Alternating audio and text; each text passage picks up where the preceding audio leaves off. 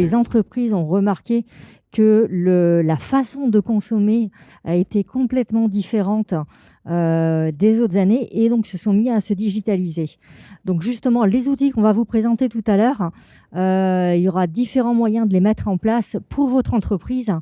Et donc, cela vous permettra justement d'assurer votre transformation numérique le plus facilement possible.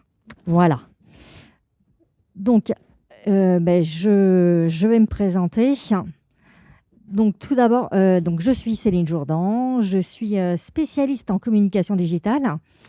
Et donc, mes différentes activités sont le social media management, le community management, donc tout ce qui est la gestion des réseaux sociaux, le marketing d'influence, donc tout ce qui est la relation avec les influenceurs, comment justement utiliser l'influence depuis les réseaux sociaux pour faire connaître votre entreprise et booster votre chiffre d'affaires. Une autre de mes activités, c'est la création de contenu. Justement, on va en discuter tout à l'heure. Donc, je fais du contenu à la fois visuel, mais également de la création de contenu écrit sur les blogs. Et donc ça, c'est ce que nous verrons ensemble tout à l'heure. Et dernier point, c'est tout ce qui est formation et coaching. Donc, notamment au sein de la mêlée. Je ne sais pas si vous avez eu le temps de voir sur le site de lamêlée.com, mais on a tout un panel de formations tout le long de l'année. Et donc, voilà, c'est ce type de formation justement que je présente. Et donc, j'ai réalisé également des coachings pour les réseaux sociaux, pour les entrepreneurs qui veulent se mettre justement aux réseaux sociaux et qui souhaitent être accompagnés au quotidien avec des détails vraiment précis par rapport à leur activité et leurs vraies problématiques. Voilà. Et donc, mon domaine de prédilection, c'est la food. Voilà. Donc, la food en général, l'alimentation, le vin également. Donc, comme je vous disais, pour cette présentation, je ne suis pas seule. Je suis avec Franck Fehrenbach, qui est le directeur général de la SAS Vers la Terre Internationale. Donc, Franck, je te laisse te présenter. Bonjour, bonjour à toi, Céline. Oui, en effet, je suis le directeur de Vers la Terre Internationale. C'est une entreprise qui a pour spécialité le lombricompostage et le lombricjardinage dans le milieu urbain. C'est un marché de niche sur lequel on fait à peu près la moitié de notre chiffre d'affaires par Internet, avec l'aide de Céline. Donc, on va en parler un petit peu aujourd'hui. Quoi vous dire d'autre, sinon une petite équipe d'une dizaine de personnes et une dizaine d'intervenants extérieurs, tels Céline, pour nous accompagner sur notre démarchage. Voilà, parfait. Et donc aujourd'hui, on va aborder en fait les différents outils pour assurer votre visibilité avec un budget optimisé. Donc on va vous parler de 4 outils spécifiquement. Donc à la fois le site web, on va vous parler des réseaux sociaux, de la publicité en ligne ainsi que la newsletter. Donc autant, moi je vous parlerai véritablement de tout l'aspect théorique justement de ces 4 outils. Et Franck viendra justement illustrer mes propos par sa propre expérience justement au sein de son entreprise pour que vous puissiez voir exactement ce qu'il a été fait à son niveau et ce que vous pouvez donc faire vous également aussi chez vous avec un budget optimisé. Donc, on va tout d'abord commencer par le site web. Alors, pour nous, le site web, c'est véritablement un indispensable justement pour la communication digitale. Et donc, on va commencer par une petite définition. Le site web, en fait, c'est tout un ensemble de pages Internet et le tout, en fait, qui forme un tout cohérent. Et vous allez voir, un site Internet, ça peut comporter différentes formes. On peut avoir un simple site vitrine, donc avec une one page, donc juste une seule page de présentation. Voilà, c'est en règle générale les sites web les plus simples. Et sinon, le plus habituel actuellement, c'est donc les multipages. sur lesquels vous pouvez présenter votre activité, vous pouvez présenter justement votre équipe, vous pouvez avoir justement différentes rubriques. Ensuite, en autre forme, il y a également la boutique en ligne. Boutique classique, ou sinon, ce qui a été pas mal émergent ces derniers temps, c'est ce qu'on appelle le click and collect. On en a pas mal justement parlé lors du dernier Food & Wine Connect.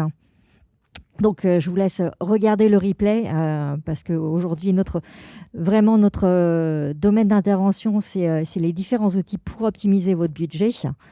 Et le dernier point dont on parlera, c'est justement le blog, où là, en fait, vous écrivez de nombreux articles pour décrire vos produits, décrire comment les utiliser et parfois aborder d'autres sujets un peu plus pointus, un peu plus poussés de votre activité, justement. Et donc, on verra ensemble l'intérêt de les faire. Alors, tout d'abord, qu'est-ce que comprend un site web? Franck, je te laisse on peut un petit peu en parler. Alors, on va juste parler de la machine, de la machine et ses outils. Donc, en effet, un site web, ça commence par un hébergement qui est un espace sur un disque dur à l'extérieur et accessible par chacun. Qui a un coût, on va l'envisager. Vous avez donc aussi le nom de domaine qui est l'adresse à laquelle on va accéder à cet hébergement pour chacun. La création de contenu, donc très importante, puisque sans contenu, pas de site web. Et enfin, la maintenance qui vous permet de perdurer dans le temps et de suivre l'évolution de votre site internet. Et également de pouvoir justement, s'il y a un petit souci, de se faire dépanner, de réparer, parce que les mises à jour sont régulières. Voilà, on y arrive après. Donc, dans tout ça, il y a différents modules qu'on va pouvoir utiliser. Et c'est l'interaction entre ces modules qui est complexe et qui demande à avoir une petite équipe derrière. Et quand un module, en effet, est mis à jour, on a eu cette chose-là qui s'est faite dimanche à midi, une mise à jour, et qui peut créer un léger bug auquel on doit résoudre dans les 24 heures. Sinon, il faut bien entendre, bon là, pour notre cas, on parle d'une boutique en ligne. Donc, c'est un vrai fonds de commerce. Et quand votre fonds de commerce est fermé une journée ou deux, c'est très embêtant et c'est dommageable pour l'entreprise. Tout à fait. Donc, comment optimiser son budget quand on a un site web? Il y a différentes formules. On peut trouver des packages vraiment tout compris ou bien avoir des offres 100% personnalisées. Avec notamment des délégations à 100%, des gestions semi-déléguées ou une gestion complètement en interne. C'est-à-dire qu'en fait, soit vous gérez votre site internet directement en interne avec vos propres ressources, soit vous avez un prestataire qui vous aide justement à faire le gros de votre site web et l'intérieur, comme le type de contenu est plus, est plus géré en interne, justement par vos salariés ou par vous-même, ou sinon une gestion carrément 100% en interne, ce qui demande des compétences différentes. On va peut-être revenir quand même un petit peu en arrière. Non, excusez-moi. En termes de fourchette de prix, pour un hébergement, voilà, pour vous donner vraiment un ordre d'idée pour l'hébergement, on est actuellement, on peut trouver des tarifs entre 5,99 € hors taxe par mois jusqu'à 39 € hors taxe par mois. Franck? Alors, oui, en effet, là, on est sur la base hébergement simple, sachant, en fonction de ce qu'on veut héberger, par définition, la dimension de vos fichiers et la technologie qu'on souhaite mettre derrière, on peut malgré tout monter à des tarifs un petit peu plus coûteux. Ça va impacter sur quoi? La sécurité en priorité, et puis la rapidité aussi d'exécution, puisque par définition, plus vous allez payer cher, plus les machines derrière vont être compétentes, ainsi que la connexion à ces outils. Tout à fait. Oui, parce que après, comme on l'a vu tout à l'heure, il y a ceux qui ont une boutique en ligne ou ceux qui ont un one page. Et donc, le besoin d'hébergement est complètement différent, justement, si on n'a qu'une seule page à héberger, ou bien une boutique en ligne avec de très nombreuses références, beaucoup de textes. beaucoup d'images, beaucoup de photos, parfois beaucoup de vidéos également. Et donc ça prend de la place. Et l'hébergement, justement, dépendra de la taille, le prix de l'hébergement dépendra de la taille du contenu justement qui a besoin d'être hébergé.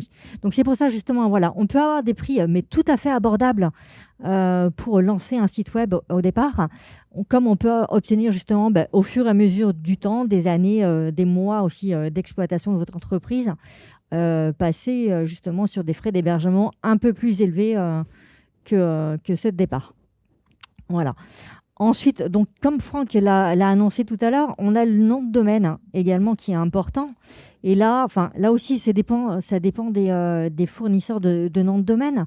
On peut être entre 10 et 25 euros hors taxe par an. Donc là, c'est un petit peu différent. C'est un coût qui est assez léger au final sur un nom de domaine.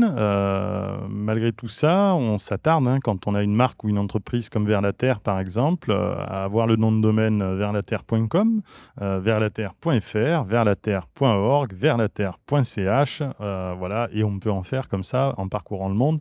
Et donc ce budget-là, il augmente aussi en fonction des besoins et de la couverture qu'on veut avoir sur le monde. En effet, en fait, le nom de domaine va tout simplement aider également au référencement.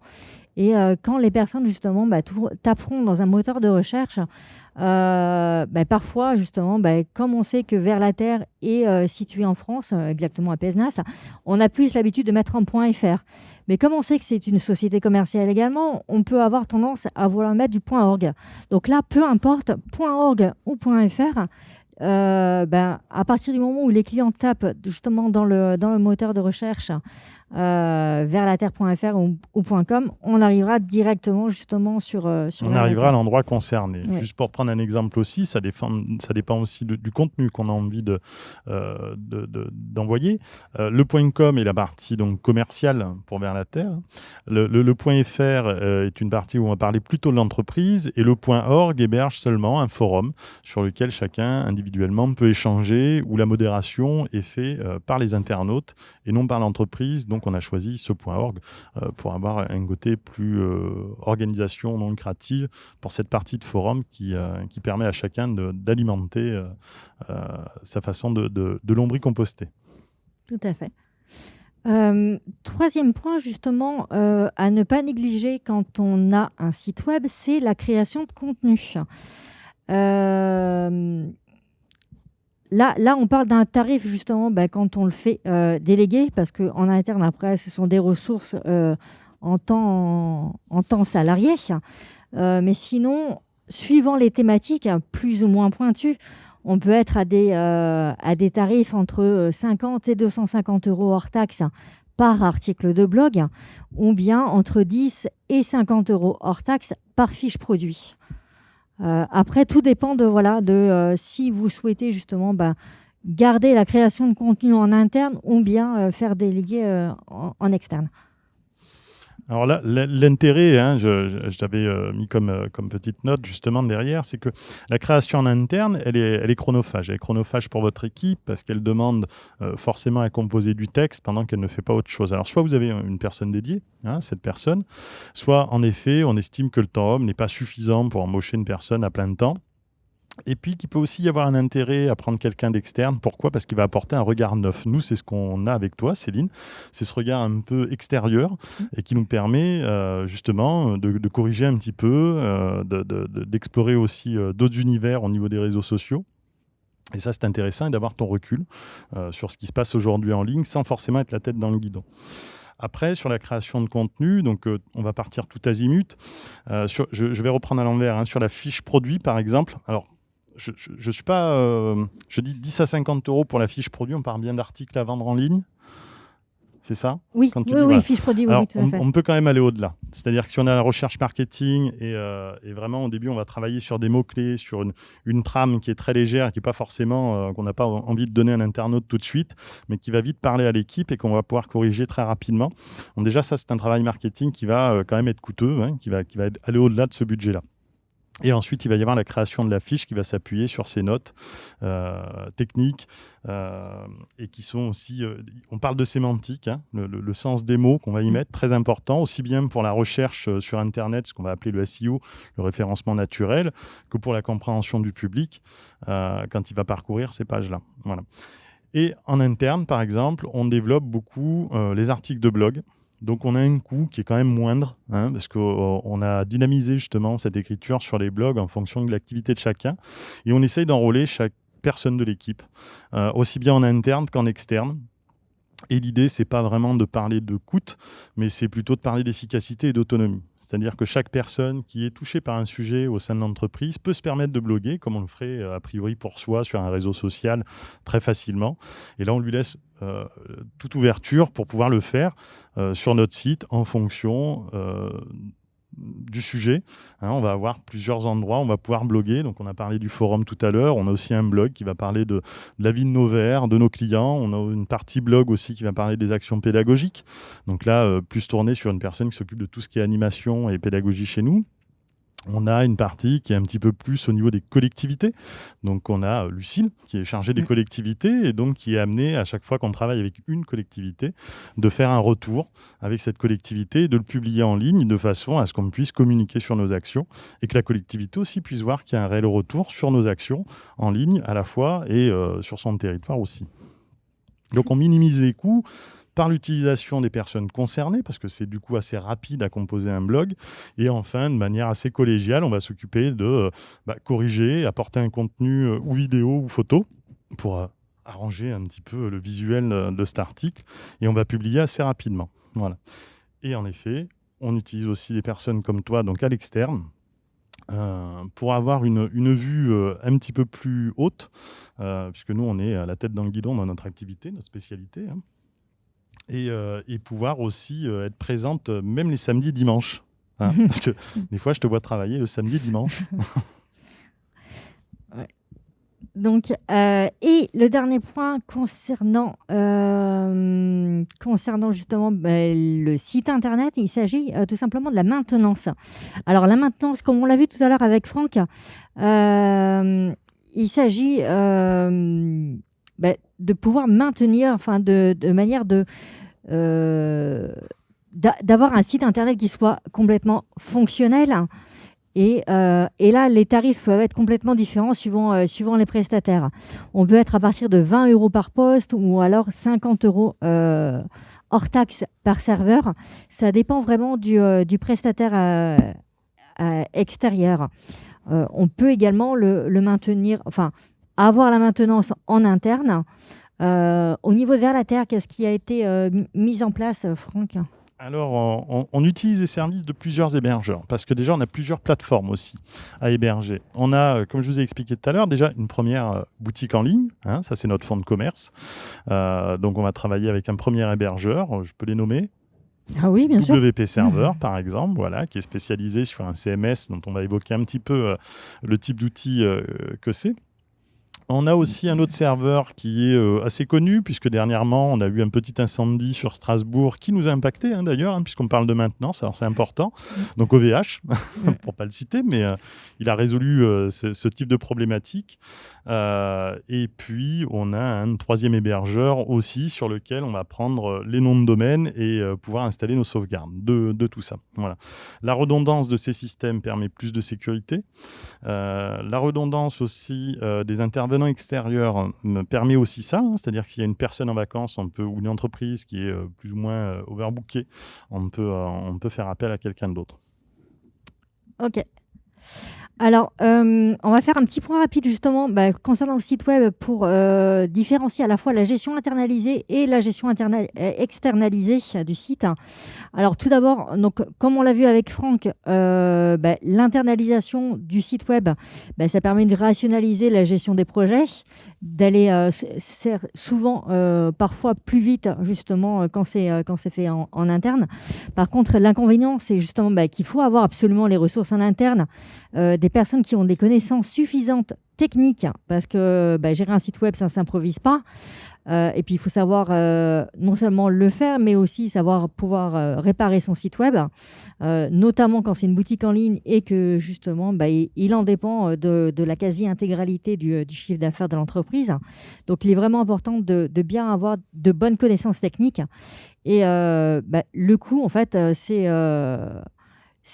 notamment si on est une TPE, dans ce cas-là, c'est un petit peu problématique parce qu'en interne, on n'a pas forcément le temps. La réelle problématique, voilà, c'est surtout les compétences techniques, tu en parlais. Pour nous, on a opté pour avoir les mécanos en externe, voilà, et avoir les pilotes en interne. C'est-à-dire que toute la voiture, le site internet, est montée par des prestataires qui sont vraiment des spécialistes sur ce type de plateforme et qui sont en capacité dans leur journée de travail de travailler sur plusieurs sites internet. Donc je vous dirais qu'aucune raison d'internaliser ce type de poste qui est assez coûteux. Mais c'est à réfléchir aussi, en partie.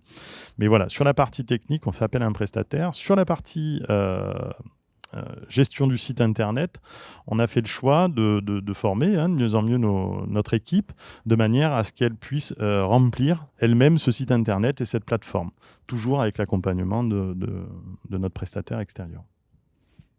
Et donc maintenant, en externe, les avantages de la gestion externalisée, c'est justement de pouvoir recourir à des spécialistes, comme tu disais, et avoir aussi un coût rationalisé. Voilà, parce que souvent, il s'agit de prestations faites au forfait. Donc, on sait d'avance combien de temps ça va prendre. Tandis qu'en interne, ça peut prendre plus ou moins de temps et donc prendre des heures sur le salarié, enfin, plus ou moins longues, des heures qu'il pourrait utiliser pour d'autres tâches en interne, justement. Oui, et puis il y a vraiment cette spécialisation qui est importante. Aujourd'hui, travailler sur Internet, c'est faire la course avec son concurrent. C'est ouvert pour tout le monde, le soleil brille pour chacun. Mais il faut être performant pour faire les bons réglages, être pertinent sur ses mises en page. Enfin voilà, il y a plein d'éléments techniques. On parlait de modules tout à l'heure. Le fait d'ajouter des modules les uns aux autres font que ça ne facilite pas forcément le fonctionnement d'une plateforme. Et donc, il faut un bon mécano derrière tout ça pour que tout puisse rouler et que l'équipe puisse abonder en termes de contenu. C'est vraiment pour nous la priorité, et c'est la priorité d'ailleurs pour chacun qui a un site internet. Et la partie technique, il ne faut pas la laisser...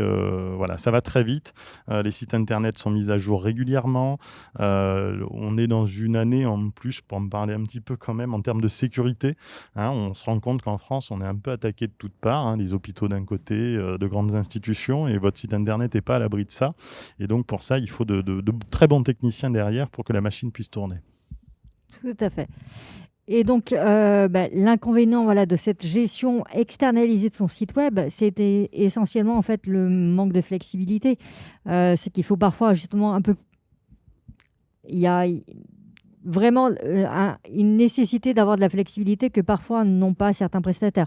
Donc, on en reviendra justement sur le fait de bien choisir au final son prestataire pour réaliser sa prestation. Je vais abonder dans ton sens. C'est vrai qu'il peut être difficile des fois d'être au bon rendez-vous avec son prestataire parce que lui-même a son calendrier et que nous, en tant qu'entrepreneurs, on a une envie d'action beaucoup plus rapide. D'où l'important d'anticiper aussi son marketing et ses plans.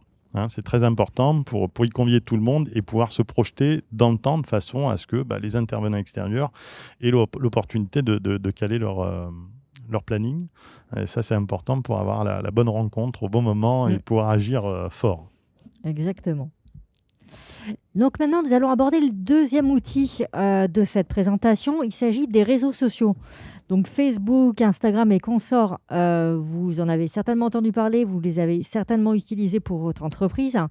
Donc on parlera à la fois des réseaux sociaux classiques, comme Facebook, Instagram, Twitter, mais n'oubliez pas non plus les assimiler, réseaux sociaux, à savoir TripAdvisor, Google My Business, The Fork, ce qu'on peut appeler des réseaux sociaux un peu spécialisés qui peuvent être utiles justement également pour votre entreprise.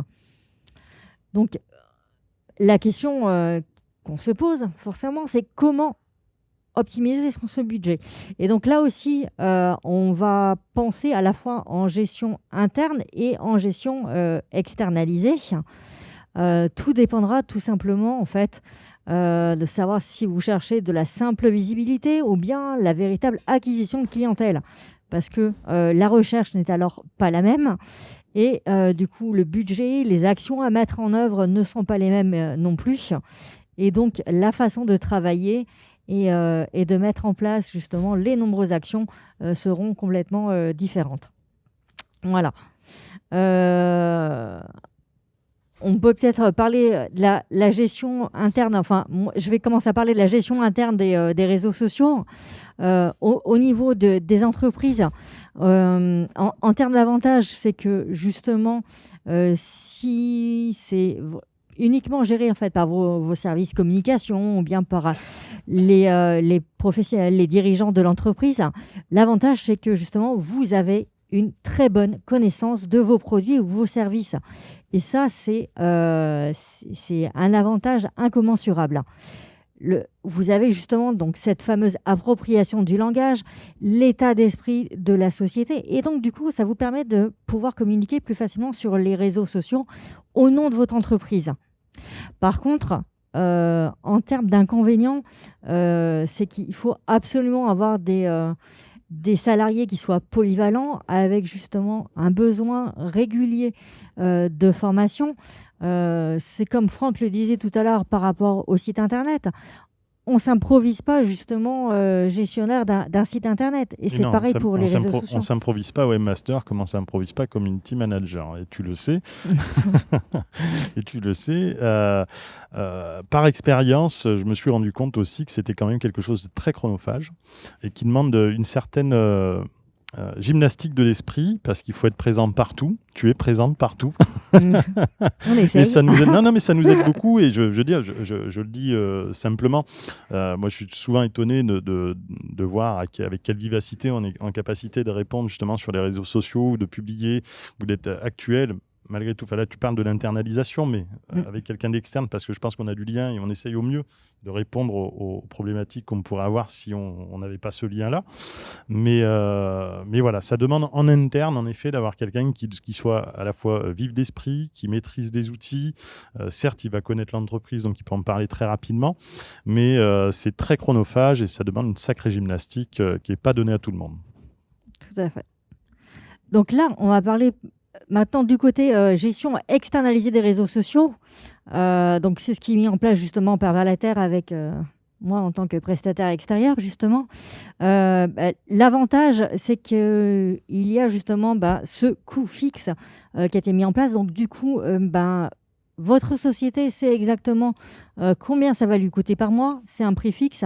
Il n'y a pas justement cette flexibilité, cette modularité des heures d'un salarié qui aurait été mobilisé justement pour la communication de l'entreprise. Donc, passer du temps soit à faire la création de contenu ou passer plus de temps justement s'il y a beaucoup de modération, beaucoup de questions à poser, comme ça a pu être l'an dernier, justement, pendant le confinement, où tout le monde s'est mis au lombricompostage et tout le monde se mettait justement à poser des questions. Donc ça, pour moi, c'est ce que je vois justement comme un avantage pour la société. Franck Eh bien, comme je te disais tout à l'heure, la grosse difficulté, c'est d'être présent 24 heures sur 24, 7 jours sur 7. Parce qu'aussi bien la boutique que les réseaux sociaux, ils fonctionnent 24 heures sur 24 et 7 jours sur 7. Et dans toute entreprise, on essaie de se réserver un cadre d'horaire pour être là, pour être présent, pour être actif. Et généralement, comme la majorité, il se termine au bout des 35 heures, le vendredi après-midi. Le gros avantage avec ton aide, c'est qu'on a justement cette amplitude horaire et journalière qui est beaucoup plus large et où on voit une dynamique sur nos réseaux sociaux qui ne serait pas le cas si on le faisait simplement 7 heures par jour, 5 jours par semaine. Voilà, déjà. Et ensuite, le deuxième point, il rejoint un petit peu ce que je disais tout à l'heure, c'est cette vue d'ensemble que tu peux avoir, que nous n'aurons pas forcément, puisque nous, on est vers la terre, on est imprimé vers la terre. Et donc, des fois, parce qu'on aurait la tête dans le guidon, tu nous l'as fait relever en nous disant, tiens, il se passe ça. Et aujourd'hui, les réactions sont bonnes dans ce sens. Et donc, on a un réel travail en commun là-dessus. Et je pense que l'externalisation est bonne pour ça. Tout à fait. En fait, ce qui est important, c'est d'avoir non seulement un prestataire qui soit au courant des dernières tendances, mais également réactif par Impliqué. rapport à ce Et qui puis, se passe sur le tout à marché. fait. Et puis Comment impliqué, ça demande. réagissez-vous? Alors, c'est vrai que moi, je parle de toi, Céline, parce que on crée du lien et qu'on se connaît, que tu connais Vers la Terre depuis quelques années et que tu pratiques les produits. Voilà. Et c'est ce que je conseille à chaque entrepreneur qui travaillerait avec un prestataire. C'est vraiment de l'impliquer dans la structure, lui donner toutes ses ambitions pour qu'il puisse comprendre où est-ce qu'on va. Et puis aussi, lui faire tester ses outils. Hein. Pas hésiter à lui donner un petit échantillon et puis lui dire, vas-y, tu t'y mets, comme ça tu verras chez toi ce que ça donnera et tu pourras déjà nous faire tes retours en tant qu'utilisatrice, par exemple, et donc derrière, forcément, mieux comprendre nos utilisateurs. Voilà. Et ça, c'est cette implication qu'il faut pouvoir rechercher chez son prestataire. C'est ce ressenti-là, puisque là, on parle de réseaux sociaux, et dans ces réseaux sociaux, il faut déjà que le premier réseau social, qui est l'entreprise et son prestataire, fonctionne bien. Oui, tout à fait. Je te laisse parler des inconvénients. Les inconvénients, c'est cette... c'est comme on le dit, hein, c'est le fait d'être externalisé, où tu ne pourrais peut-être pas être aussi proche qu'on le souhaiterait de nos avancées, de nos réactivités et de nos pensées. Et pour ce faire, il faut qu'on communique. Alors, on a les mails, on a le téléphone, mais c'est vrai, quand on est dans le même bureau, c'est quand même plus évident. On est au ressenti à la minute même, ce qui n'est pas forcément le cas quand on est en prestation externe. Sachant aussi que, je reprends cette expression un peu de la tête dans le guidon, des fois, on y est et on ne pense pas à Céline en disant, tiens, je vais l'appeler pour la mettre au courant de ce qui s'est passé aujourd'hui, mais on verra ça la semaine prochaine. Et donc, on peut perdre un petit peu de délai là-dessus et pas avoir la meilleure réactivité qu'on pourrait avoir si on l'avait internalisé. Tout à fait. Eh bien, du coup, parlons au niveau budget. Pour les réseaux sociaux classiques, quand on internalise, en fait, il s'agit tout simplement d'un coût équivalent temps de votre salarié. Donc après, tout dépend de votre objectif, tout simplement pour la société. Si on a un simple objectif de visibilité, dans ce cas-là, ce sera relativement rapide. Si vous cherchez vraiment à acquérir de la clientèle, donc ça demande plus d'implication en termes de création de contenu, de passer du temps justement avec vos prospects, avec vos clients, à discuter sur les réseaux sociaux, à créer du lien justement, puis à rechercher d'autres clients, d'autres prospects, par tout ce qu'on appelle, nous, la routine d'engagement en termes de community management. Tout ça, ça demande pas mal de temps. Et donc, en internalisé, les prix peuvent être très variables. Après, on a l'équivalent temps quand on sait en externalisé. Et du coup, c'est pour ça qu'en externalisé, je vous ai montré une fourchette entre 300 et ça peut monter facilement jusqu'à 3 500 € hors taxe par mois. Après, il y a d'autres options qui sont envisageables, qui peuvent faire grimper également la facture.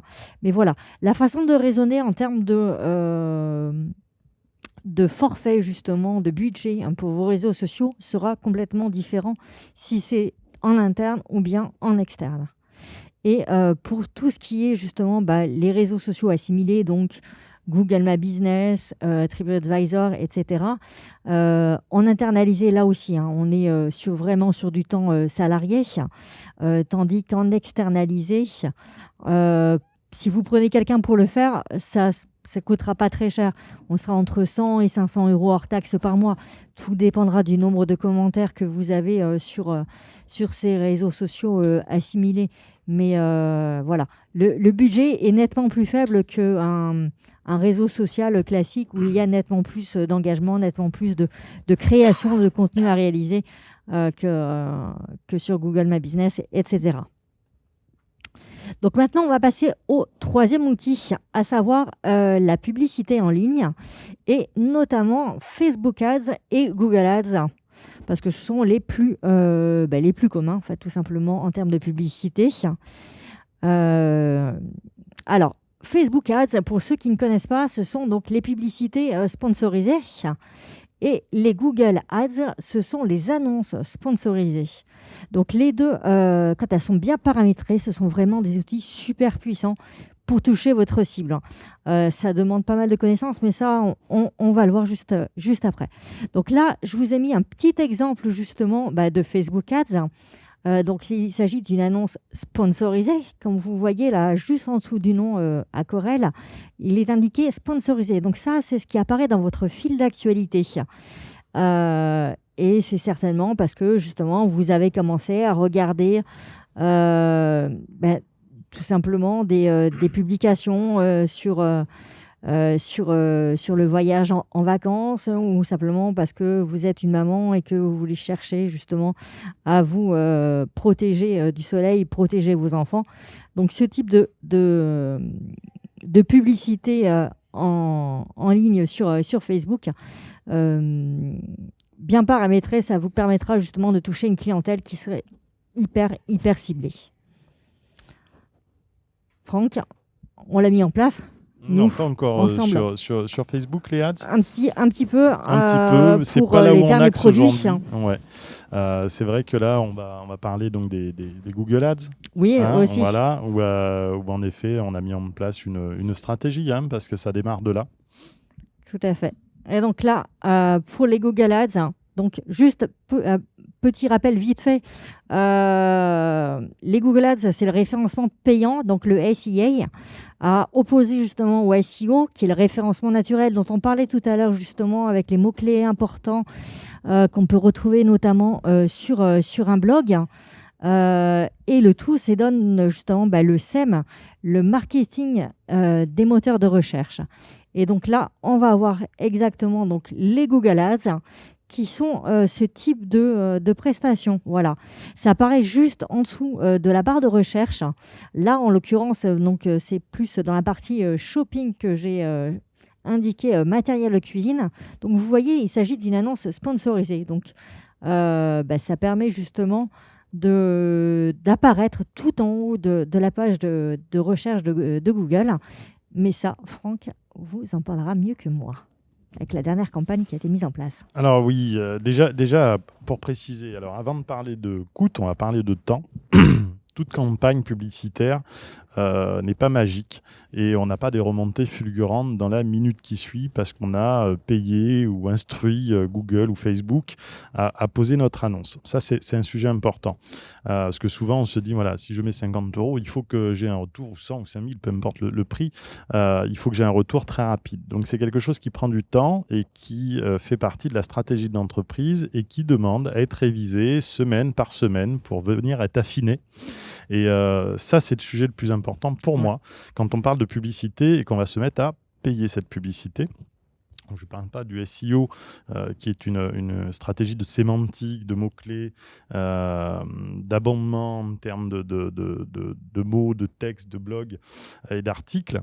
Mais là, on va parler donc de référencement payant. Vous mettez en place donc, des annonces avec l'image qu'il faut, le texte qu'il faut, qui va être court, et avoir un retour. On va parler de conversion. Voilà. Cette conversion, on va payer un prix au mot qu'on va acheter, au mot-clé. Et cette conversion, elle doit être la plus importante possible. Et ça demande une stratégie sur le long terme et donc des révisions régulières pour arriver à un vrai résultat. Donc, du coup, là aussi, on oppose à la fois donc, la gestion internalisée de la publicité en ligne et la publicité externalisée. Ça vous permettra justement de faire le choix, encore une fois, pour ce que vous pouvez mettre en place en fonction de la taille de votre entreprise, des ressources et des compétences que vous avez au sein de votre entreprise, parce que ça, c'est quand même très important. Tout à fait. C'est vraiment l'idée du chef d'entreprise, à savoir sur quoi il va se focaliser. Est-ce qu'il va se focaliser sur son cœur de métier? Je prends pour nous comme exemple l'industrie d'une part et l'élevage de lombric de l'autre. Voilà, on n'est pas webmaster. Ce qui coule dans nos veines à la base, c'est pas du web, c'est de la nature, c'est la gestion du déchet. Voilà, c'est du retour vers la terre, exactement. Et il a fallu un moment de trouver les compétences. Tu parles en permanence, que ce soit sur la publicité, sur Facebook, enfin sur les réseaux sociaux, sur le montage de son site internet, sur la partie technique.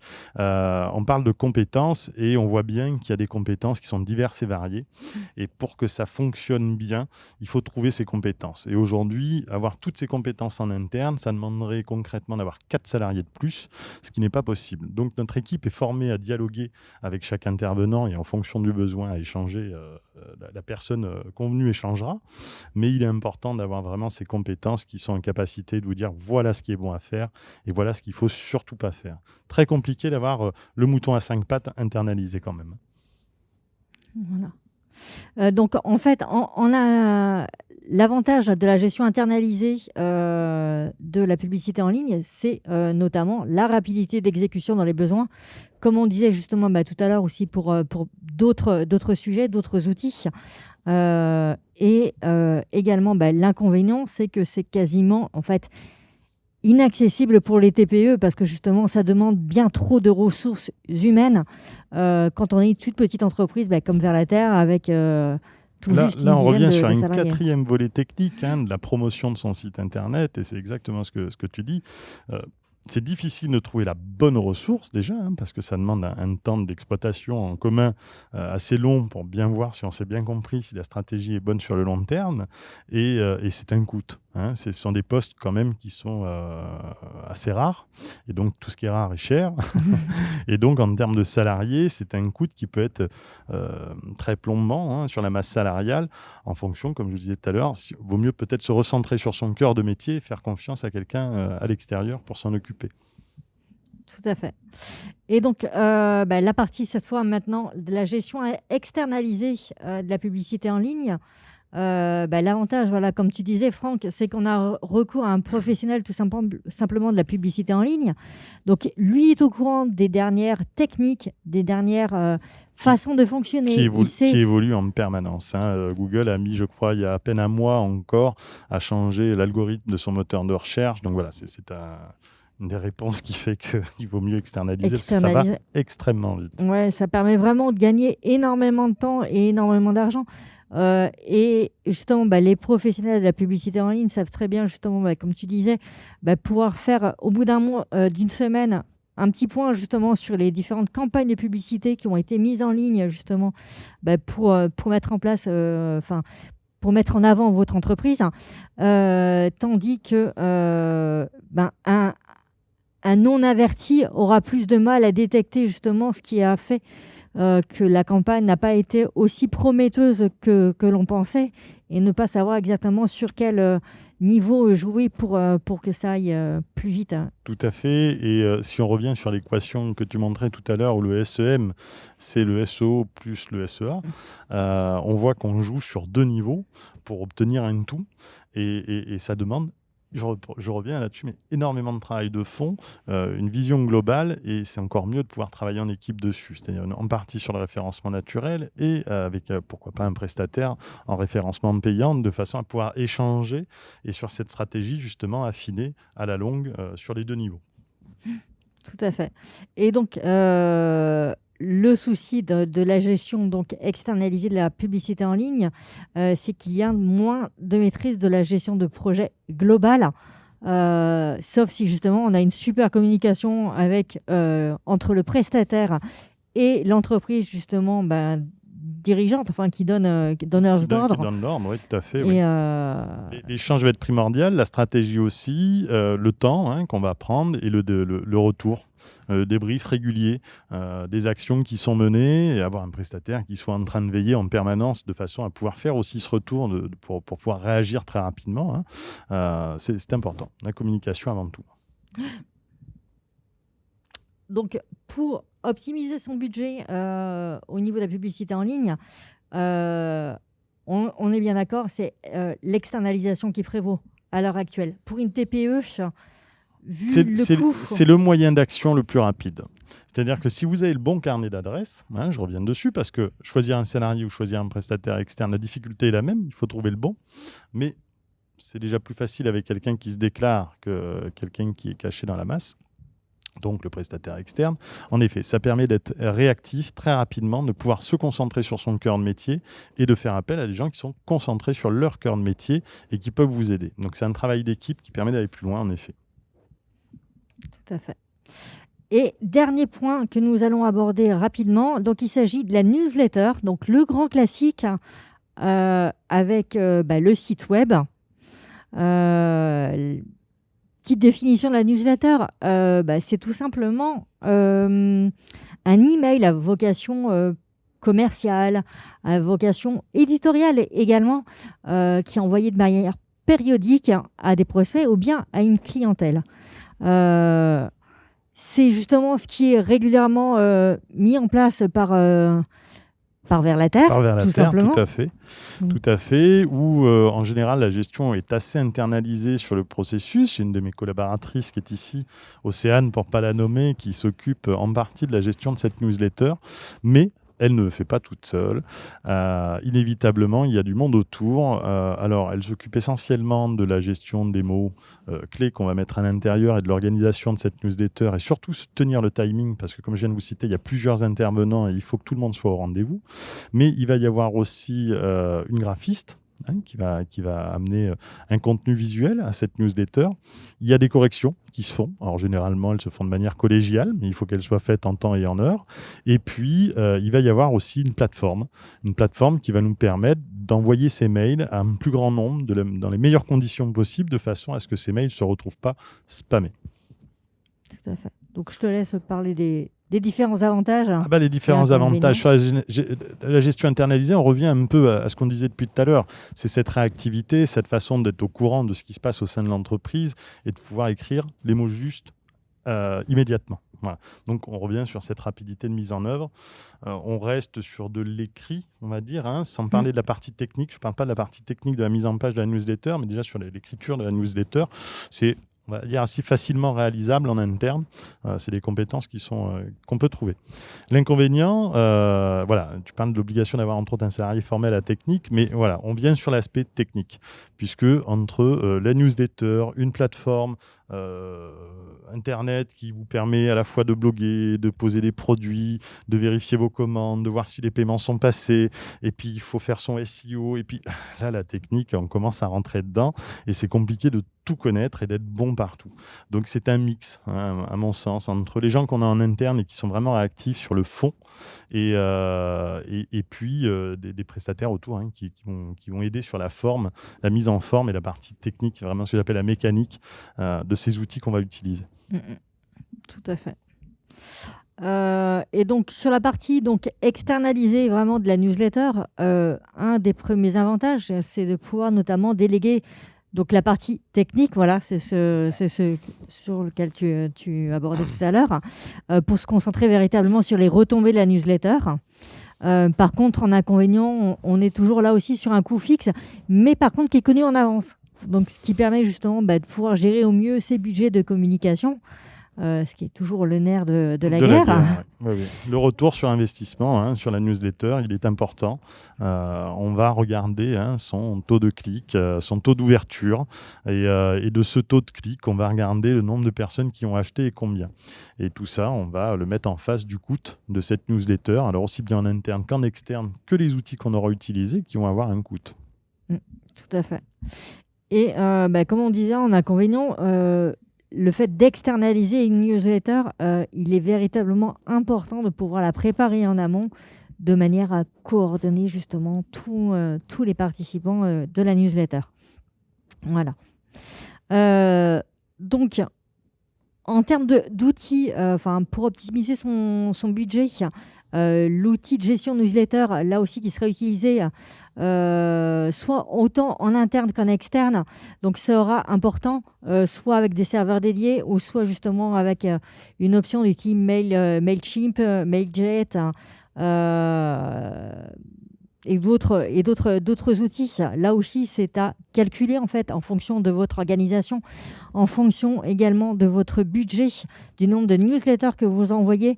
Donc, il y a pas mal d'éléments en fait à prendre en compte pour qu'une newsletter soit optimale et puisse être envoyée. Juste pour donner un ordre d'idée un peu, si on me parle de nombre de mails envoyés en termes de contact, on peut monter aussi bien à 500 € une campagne mail qui va être envoyée à 40 000 personnes, qu'elle peut coûter 60 € si on l'envoie à beaucoup moins de personnes. Voilà. Et pour donner un ordre de prix un peu au moment où on appuie sur le bouton, sans parler de la préparation de tout ça, bien sûr. Bien sûr. Donc, alors si vous avez des questions, ça sera un peu plus tard, parce que comme vous avez pu constater, on a un petit problème de chat. Donc vous pourrez me les poser si vous le souhaitez, donc directement à moi. Après, je transmettrai à Franck si ça concerne plaisir. Franck directement. Donc vous pourrez me retrouver donc directement sur Facebook, Twitter, Instagram ou LinkedIn. Donc sur les coordonnées que vous trouverez ici. Voilà. Bah, en tout cas, je vous remercie beaucoup. Nous vous remercions tous les deux Merci à toi aussi, de votre Céline. attention. On espère que ces explications, justement, pour assurer sa visibilité, justement, avec un coût optimisé, vous auront été utiles, qu'on aura su vous apporter des réponses à vos questions et que vous pourrez, justement, du coup, les mettre en place pour votre entreprise. Donc, voilà. Et on vous remercie énormément et on vous souhaite une bonne fin de journée. Merci, au revoir. Au revoir.